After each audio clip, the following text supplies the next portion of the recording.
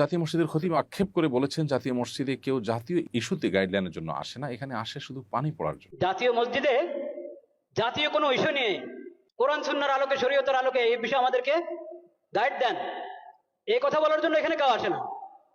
আসে শুধু পানি পড়ার জন্য, আসে হুজুর দোয়া রাখেন, দোয়া করেন, এই কথার জন্য।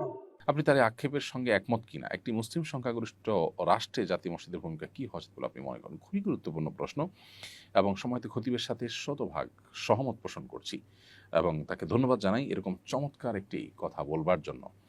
জাতীয় মসজিদের খতিবকে জাতীয় ইস্যুগুলোতে ডাকা উচিত, তার মতামত নেওয়া উচিত। দুর্ভাগ্য আমাদের, কখনো সেটা করতে দেখা যায় না।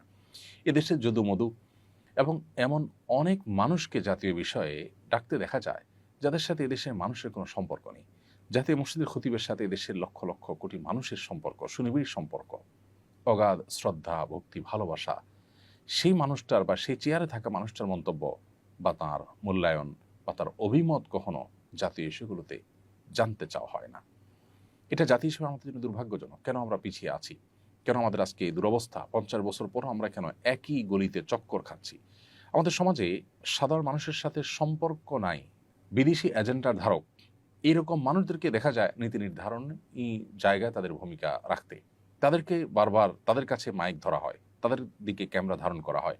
ইমাম সাহেবদেরকে, ওলামা ইকরামদেরকে বরাবরের মতো ইগনোর করা হয়। জাতীয় মসজিদের ইমাম সাহেবকে শুধু পানি পড়ার জন্য ব্যবহার করা এবং দোয়ার জন্য ব্যবহার করা, তাকে জাতীয় ইস্যুতে এঙ্গেজ না করা, শুধু তিনি নন, অন্যান্য ওলামা ইকরামকেও দেশের মূল ধারার সাথে এঙ্গেজ না করা, তাদেরকে অন না করা এবং তাদেরকে আপন না করা, রাষ্ট্র তাদেরকে ব্যবহার না করার ফলে রাষ্ট্র পিছিয়ে আছে। 4 লক্ষ মসজিদের ইমাম খতিবরা যদি রাষ্ট্রকে অন করেন, সেই সুযোগ তারা পান, রাষ্ট্র যদি তাদেরকে সেই সুযোগ দেয়, তাহলে রাষ্ট্রের চেহারা পরিবর্তন হতে খুব বেশি সময় লাগবে না। বিধায় জাতীয় মসজিদের এই খতিব সাহেবের এই আক্ষেপের সাথে আমি পরিপূর্ণই একমত এবং এই অবস্থার অবসান হওয়া উচিত। নতুন বাংলাদেশে সংস্কারে অন্তত এই বিষয়টি বিশেষভাবে গুরুত্ব দেওয়া উচিত বলে আমি মনে করি। বাংলাদেশে জাতিসংঘের পরবর্তী আবাসিক সমন্বয়ক হিসাবে নিয়োগ পাওয়া কূটনীতিক একজন সমকামী, বিষয়টি জাতিসংঘ সদর দপ্তর থেকে বাংলাদেশকে জানিয়ে এগ্রিমেন্ট চাওয়া হয়েছে। নতুন দূত তার সমকামী পার্টনারকে নিয়েই বাংলাদেশে আসতে চান বলে জানিয়েছেন কূটনৈতিক সূত্র। এক্ষেত্রে বাংলাদেশের কী করণীয় উচিত বলে আপনি মনে করেন? খুবই দুর্ভাগ্যজনক একটি ঘটনা এবং এই ঘটনায় অন্যদের মতো আমরাও সংক্ষুব্ধ হয়েছি একজন নাগরিক হিসাবে দেশের। আমি মনে করি যে জাতিসংঘ এক্ষেত্রে অপেশাদার আচরণ করেছে।